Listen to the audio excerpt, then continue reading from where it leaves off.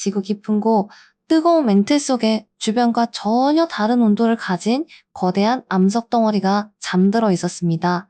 이것은 한때 지구 표면에 존재했던 고대 지각의 화석이었습니다. 2024년 9월 메릴랜드 대학교 연구팀은 지진파를 이용해 지구 내부를 스캔하다 이 기묘한 존재를 발견했습니다.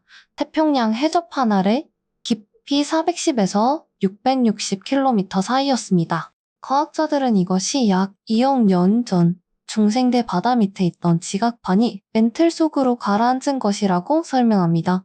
거대한 땅덩어리가 통째로 수직 하강할 수 있다는 물리적 증거였죠. 주류 과학계의 설명은 명확합니다. 그저 오래된 지각판일 뿐이라고 말이죠. 하지만 다른 관점의 질문이 시작되는 지점이기도 합니다. 그건 지각판만 가라앉았을까요? 만약 그 위에 존재했던 무언가도 함께 사라진 것이라면 이야기는 완전히 달라집니다. 19세기 영국의 작가 제임스 처치워드는 인도에서 발견했다는 고대 전투판에 대한 주장을 펼쳤습니다. 그 안에는 태평양 한가운데 존재했던 거대 대륙, 무에 대한 기록이 있었다고 합니다. 길이 8,000km, 폭 5,000km, 현재 호주 대륙보다 더 큰 땅에서 6천만 명이 넘는 사람들이 고도로 발달한 문명을 이루고 살았다는 이야기였죠. 주류 과학계는 이 주장을 오랫동안 무시해왔습니다. 현재의 지각판 이동 속도로는 불가능한 이야기라고 봤기 때문입니다. 하지만 메릴랜드 대학의 발견은 이 오랜 반론에 작은 균열을 냈습니다. 거대한 땅덩어리가 정말로 통째로 가라앉을 수 있다는 가능성을 열었기 때문입니다. 흥미로운 점은 또 있습니다. 태평양 곳곳에 흩어진 폴리네시아 신화들은 모두 비슷한 이야기를 전하고 있습니다. 거대한 땅이 바다에 가라앉았다는 전설 말입니다. 하이, 미스터 섬, 타이티, 뉴질랜드의 마오리족까지 서로 수천 킬로미터 떨어진 섬의 원주민들이 왜 같은 이야기를 공유하고 있는 걸까요? 미스터 섬의 거대한 모아이 석상? 폴리네시아 전역에 퍼져 있는 거성 문명의 흔적들. 이것들은 고립된 섬 주민들이 각자 만든 것일까요? 아니면 한때는 하나로 연결되어 있던 거대한 문명권에 흩어진 잔재일 수 있다는 해석도 나옵니다. 이야기는 다시 2024년 서태평양의 깊은 바다로 향합니다. 중국 연구선 하이양 6호가 수심 4,300m 지점에서 놀라운 것을 발견했습니다. 엄청난 규모의 열수 분출구 군집이었습니다. 면적은 11.17제곱킬로미터, 서울 여의도 면적의 4배가 넘는 크기였죠. 칠흑 같은 어둠 속 탐사선의 조명이 비춘 광경은 마치 다른 행성의 풍경 같았습니다. 거대한 굴뚝 같은 구조물들이 수십 미터 높이로 솟아 있었습니다. 섭씨 300도가 넘는 뜨거운 물이 분출하고 있었고 그 주변으로는 기괴한 형태의 생명체들이 득실거렸습니다. 태양 빛이 전혀 닿지 않는 이곳은 화학 에너지만으로 생존하는 독자적인 생태계를 이루고 있었습니다. 연구진은 이곳에 쿤눈 열스 메트로폴리스라는 이름을 붙였습니다. 쿤눈, 중국 신화 속에서 신들이 사는 영산의 이름이죠. 왜 심해 지형의 신화 속 숭스러운 산의 이름을 붙였을까요? 단순한 시적인 표현이었을까요? 아니면 그 이상의 의미가 있었을까요? 과학자들은 이곳을 생명의 기원이 시작된 장소 중 하나로 봅니다. 지구 최초의 생명체가 바로 이런 열수 분출구에서 탄생했을 가능성이 높기 때문입니다. 하지만 여기서 또 다른 가설이 등장합니다. 이 거대한 메트로폴리스가 정말 순수하게 자연적으로만 형성된 것일까 하는 질문입니다. 만약 누군가 이 강력한 지열 에너지를 추출하기 위해 인공적으로 만든 구조물의 잔해일 수 있다는 상상력이 더해집니다. 만약 초고대 문명이 존재했다면 그들은 어떤 에너지를 사용했을까요? 화석 연료는 아직 발견되지 않았을 시기입니다.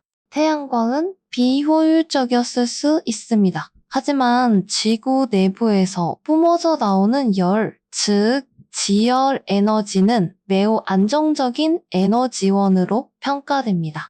실제로 현대과학도 지열 발전에 주목하고 있습니다. 아이슬란드는 국가 전력의 상당 부분을 지열로 충당하고 있죠. 자, 만약 우리보다 수만 년 앞선 문명이 심해의 지열을 이용하는 기술을 개발했다면 어땠을까요?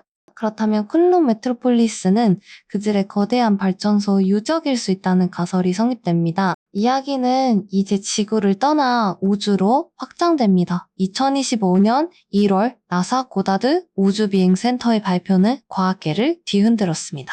소행성 베누에서 채취한 샘플을 분석한 결과 33종의 아미노산이 발견된 겁니다. 그중 14종은 단백질 합성에 사용될 수 있는 종류였습니다.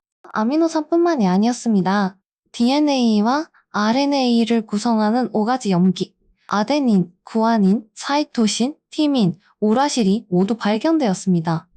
말 그대로 생명의 기본 구성 요소가 지구 밖 소행성에서 온전히 발견된 것입니다. 베누는 45억 년 전 태양계가 형성될 때 함께 생겨난 소행성입니다. 태양계 초기의 비밀을 간직한 타임캡슐인 셈이죠. 나사의 데니얼 글레빈 박사는 베누 샘플이 지구, 대기나 토양에 오염되지 않은 아주 깨끗한 상태라고 강조했습니다. 이는 베누와 같은 소행성들이 여러 행성에 유기물 재료를 운반했을 수 있다는 해석으로 이어집니다. 같은 시기 발표된 또 다른 논문은 더 흥미롭습니다. 베누 샘플에서 물이 증발하고 남은 소금과 탄산 나트륨 같은 미네랄이 발견된 겁니다. 이것은 베누가 한때 바다를 품고 있던 거대한 행성의 조각일 가능성을 보여줍니다. 충돌로 파괴되어 지금의 작은 소행성이 되었다는 것이죠. 정리해보면 45억 년 전 태양계에는 물과 유기물을 가진 천체들이 있었고 그중 일부가 지구에 충돌했으며 그 후 지구에 생명이 시작되었습니다. 유기물 재료가 우주 공간에서도 발견된다는 논의가 과학적 자료 위에서 다시 이어지는 대목입니다. 우주에서 온 손님은 또 있었습니다. 2019년 8월 아마추어 천문가 겐나디 보리소프는 태양계 밖에서 날아온 혜성을 발견했습니다. 투아의 보리소프라고 명명된 이 혜성은 오umuamua 이어 두 번째로 확인된 성간 천체였습니다. 이 혜성은 다른 항성계에서 형성된 물질을 그대로 간직하고 있었습니다. 분석 결과 물, 얼음, 먼지, 게스, 외의 철과 니켈까지 검출되었습니다. 놀랍게도 지난 20년간 관측된 태양계의 혜성들에서도 철과 니켈이 꾸준히 발견되었습니다. 이는 유기물 성분이 여러 천체 환경에서 발견될 수 있음을 보여주는 자료로 해석됩니다. 하지만 2017년 발견된 첫 번째 성간 천체 오umuamua는 훨씬 더 기묘했습니다. 길쭉한 식가 혹은 납작한 팬케이크 모양으로 추정됩니다. 혜성처럼 태양빛을 지날 때 가속했지만 혜성 특유의 가스거리는 없었습니다. 이 비중력 가속 현상은 아직도 미스터리입니다. 하버드 대학교의 아비 로브 교수는 이것이 자연천체가 아닌 인공물 가능성을 배제할 수 없다는 파격적인 주장을 내놓았습니다. 그는 오umuamua 태양광을 이용해 항해하는 외계 탐사선, 즉 라이트 세일의 가능성을 배제할 수 없다고 말했습니다. 주류 과학계는 터무니없는 주장이라고 일축했지만 로브 교수는 과학은 증거를 따라가야 한다며 물러서지 않았습니다. 특이한 가속, 평평한 형태, 해성활동의 부재, 이 모든 것이 자연 천체만으로는 설명하기 어렵다는 것이 그의 주장이었죠. 다시 지구의 깊은 바다로 돌아와 봅시다. 쿨룬 메트로폴리스와 같은 열수 분출구는 지구 곳곳에 존재합니다. 이곳에 사는 생명체들은 우리의 상식을 뛰어넘습니다. 섭씨 121도에 끓는 물에서 증식하는 미생물도 있습니다.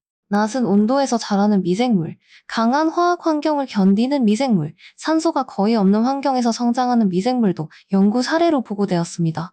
이 자료가 곧바로 다른 세계의 생명체를 증명하는 것은 아닙니다.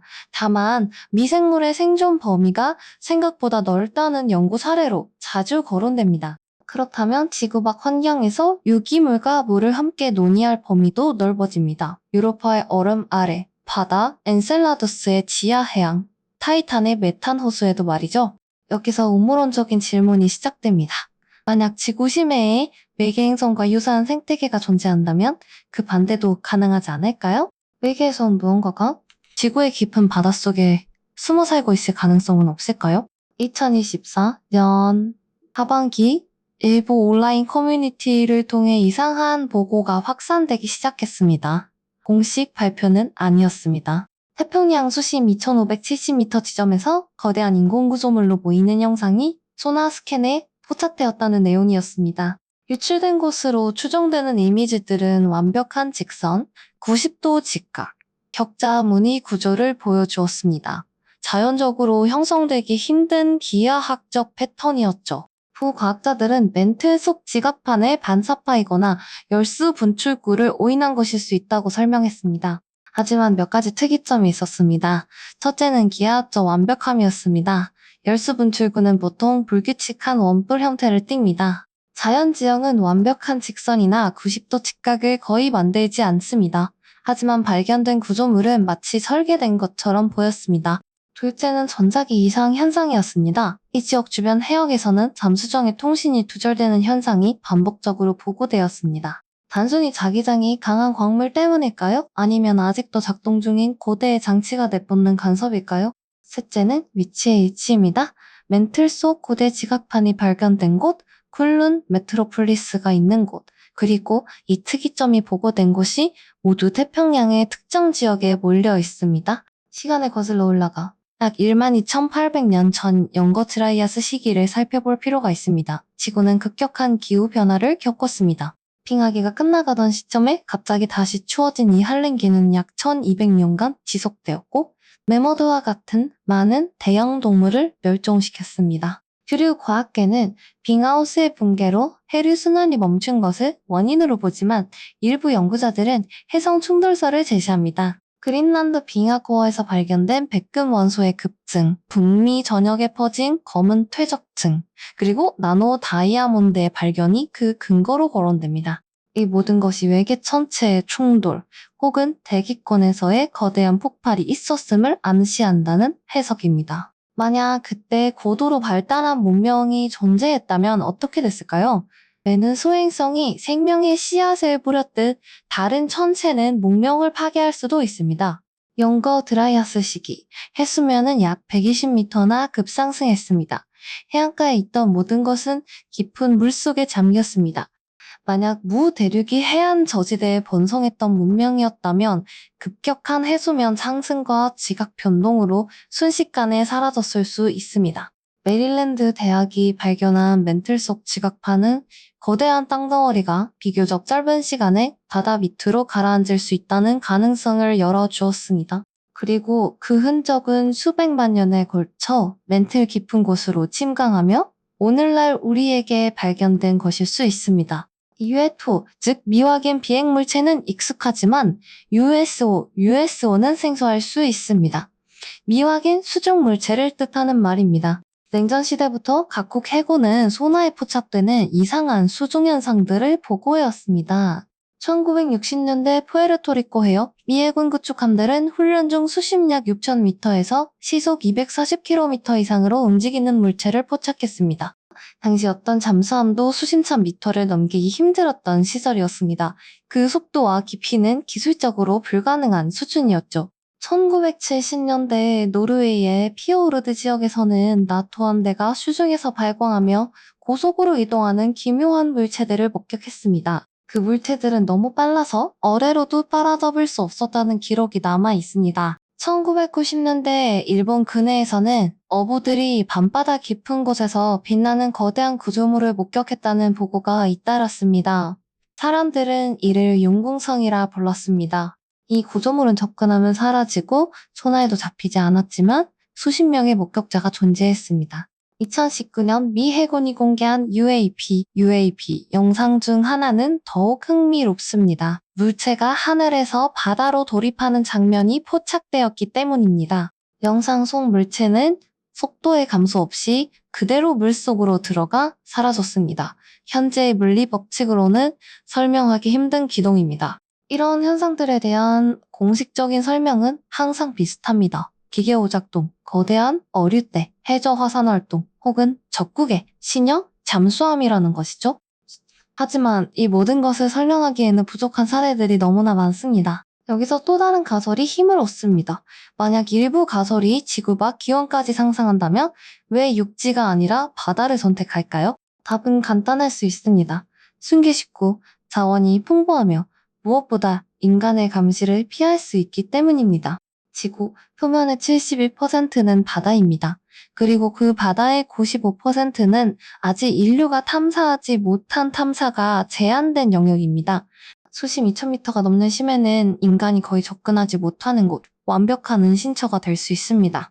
클럽 메트로폴리스와 같은 열수 분출구는 그곳에 머무는 존재에게 강력한 에너지원을 제공할 수 있다는 상상이 가능합니다. 지열 에너지는 태양광이나 바람처럼 변덕스럽지 않고 안정적이며 사실상 영원히 재생 가능한 에너지원이기 때문입니다.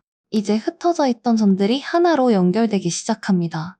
태평양 깊은 곳으로 가라앉은 고대의 대륙, 그 위에 존재했을지 모를 초고대 문명, 그리고 그들이 사용했을 가능성이 있는 심해의 지열 에너지 발전소, 우주에서 날아와 생명의 씨앗을 뿌린 소행성들, 그리고 어쩌면 인공물일지 모를 성간천체.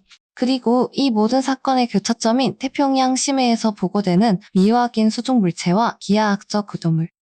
이것들은 모두 아무 관련 없는 개별적인 사건일까요? 아니면 우리가 아직 이해하지 못하는 거대한 그림의 일부일까요? 과학은 증명할 수 있는 것만을 다룹니다. 현재까지 이 모든 연결고리는 가설과 추론의 영역에 머물러 있습니다. 멘틀 속 암석은 그저 오래된 지갑판일 뿐이고, 쿨루는 자연현상이며 USO는 기계 오류나 자연현상의 오인일 가능성이 가장 높습니다. 하지만 과학이 아직 증명하지 못하는 영역이 있다는 것도 사실입니다. 수천 킬로미터 떨어진 폴리네시아 섬들이 왜 동일한 가라앉은 땅의 전설을 공유하는지도 명확히 설명되지 않았습니다. 미 해군 조종사들이 목격한 물리 법칙을 거스르는 듯한 UAP의 움직임도 마찬가지입니다. 어쩌면 진실은 우리가 상상하는 것보다 훨씬 더 기묘하고 거대할지도 모릅니다. 우리가 발딛고 있는 이 행성의 가장 깊은 곳에 우리가 아직 설명하지 못한 단서가 남아있을 수 있다는 가능성. 이 모든 가설은 결국 하나의 질문으로 귀결됩니다. 우리는 이 우주에서, 그리고 이 행성에서 정말로 혼자인가? 심해는 지구상에 남은 마지막 미개척지입니다. 그곳은 우주만큼이나 우리에게 낯선 공간이죠. 우리가 심해에 대해 아는 것은 표면의 극히 일부에 불과합니다.